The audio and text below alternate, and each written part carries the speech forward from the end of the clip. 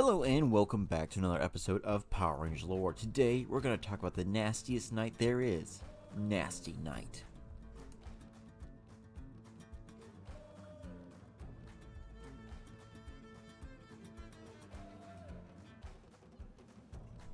A medieval themed monster who is born way before that of the medieval times. Knasty Knight is a very interesting character who has a long connection with our favorite original Black Ranger, Zack. Now, who is the Knasty Knight, where did he come from, and why does he have a deep connection to Zack's character? Well, listen in for this, guys. So, Knasty Knight is basically just a play on words. Nasty being nasty, disgusting, evil person, but with a K in front of it, so it was just a misinterpretation just to play on the fact that English language can be very confusing, and yeah, gotta love that.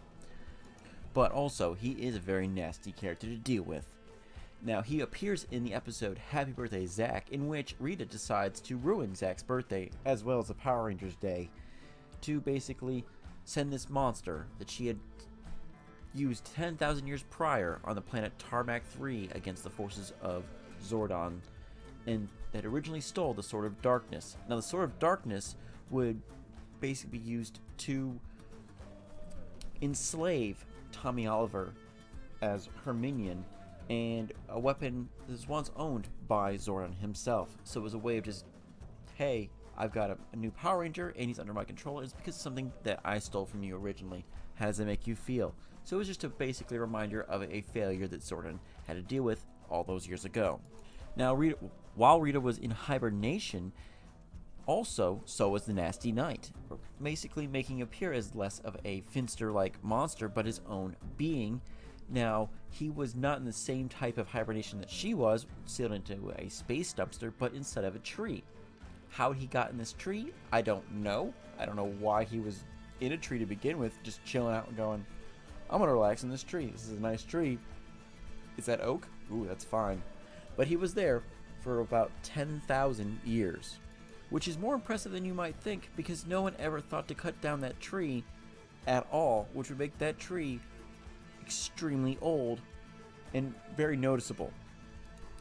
But either way, Rita decides, hey, you know what, I've got a minion who didn't fail me last time, and I really want to make sure Zack has a terrible birthday, as well as destroy the Power Rangers once and for all, so I'm going to release the Knasty Knight from his hibernation that I just remember where he's at, and give him a new weapon, because he's no longer going to use the Sword of Darkness, and while his sword is good, he's dealing with these new Teen Power Rangers, and they're angsty, and they've got attitude, so I'm going to give him something with some more attitude, and has Squat and Babu forge a new sword for him to use against the Power Rangers, which has the special corrosive ability to ruin the power weapons, as well as drain them, and basically defeat the Power Rangers once and for all. Now, he attacks basically Zack alone while he's just walking through the basically wilderness. I don't know why he's just walking through the mountainous region of California by himself, but he does, and he's attacked by Knasty Knight with Squat and Babu basically being announcers and telling how the fight's going to be with a camera just to show Rita back at home, hey, look at this crap, we're going to enjoy this as Zack's defeated once and for all. Now, he doesn't say anything when he first appears. He's like the Black Knight from Monty Python and the Holy Grail. He just doesn't do anything until you attack, and he does some grunts here and there. Now, Zack even tries to flee the battle after he realizes, I'm outclassed, outgunned really quickly, because he doesn't even get a hit in before Knasty Knight hits him 3 whole times. So he tries to jump out when Goldar suddenly comes swinging in and basically slashing across the chest, preventing Zack from escaping there.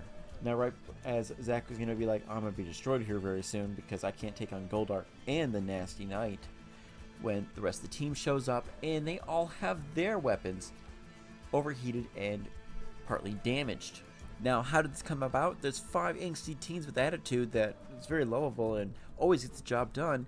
Well, the Knasty Knight is actually a lot smarter because he's nastily using his own shield to deflect and basically block the attacks of all the Power Rangers, like he's supposed to, unlike most monsters who don't know how to use any of the weapons they're currently using while on the show. He does, and effectively catches the attacks by the shield and then quickly slashes across their midriff or whatever else exposed bit they can. He takes them out one by one, sending them stumbling back even though the odds are against him. Even taking out Jason, the Red Ranger power-wielding sword man who has the actual weapon to counter him, and quickly corrodes the blade down to a blackened little bit, which is pretty impressive how quickly and efficiently that corrosive sword does actually work. And while the Rangers are trying to figure out what to do next as all the weapons are fried, they decide to just stand there. He decides to attack and blast them, letting them go into the newest formation. I love this formation, I really do, but it's a really dumb name. The Blade Blasters Tower Formation. Now, if you don't know what that formation is, it's where there's 3 at the bottom, and then 2 stand on top of the shoulders of the other ones, point their blasters at kind of in the middle of each other, and it then shoots out a blast at them, out of them at the monster to be destroyed. Well, that doesn't work. He goes, I'm gonna reflect that back at you. Now, taking upon the success, Rita goes, you know what? I'm not going to wait for Knasty Knight to be destroyed by these Rangers by some cockamamie plan they have, so I'm going to make him enlarge now and just take out the Megazord, so that works there, so even if they destroy him, they've weakened the Megazord and taken out their power weapons. So she does that, enlarges him, and the Rangers immediately summon their Zords and do battle, quickly realizing that the same thing is going to happen down there, as they did when they were fighting normally, because they summon the Power Sword, and quickly it gets corroded, they get just beat up, heavily stomped on, and is about to be destroyed when Zack looks up and goes, I have an idea. I think I know how he's beating us.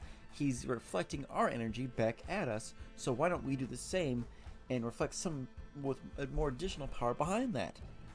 I don't know where he came up with that idea. At what point he goes, you know what, I have this issue. This is what it's going to be. I'm going to figure it out right now.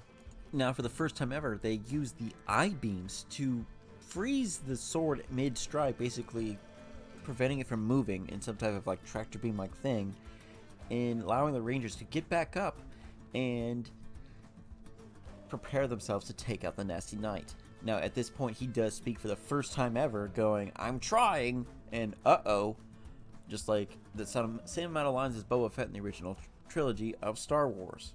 Again, somehow destroying his sword with a new power sword that's been fully recovered. I'm not sure how they did that or steal back energy at all, but he has his sword immediately destroyed by the Power Rangers, who just rise up, recover the power sword, slash down, break the sword, and then power slash Knasty Knight to oblivion, effectively ending the Knasty Knight.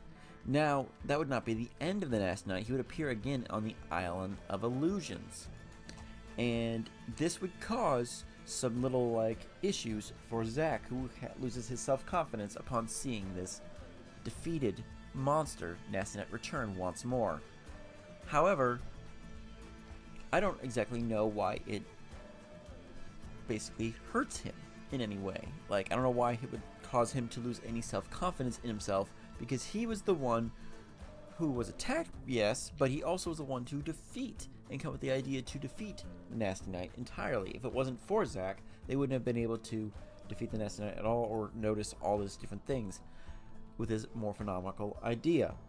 Now, he returned once more in the Crystal of Nightmares episode used by Goldar to destroy again Zack's self-confidence, but again, they would push past that.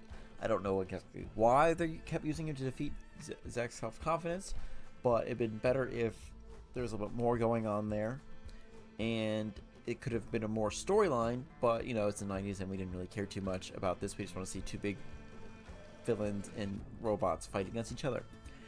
Now, going back further on to the entire theme of the Knasty Knight, he is pretty interesting because he is a noble European knight turned to evil, as per se. Now, by noble knight, I mean he looks like a European knight straight out of the chivalric age of medieval Europe, from all the designs of his armor to his shield to his sword.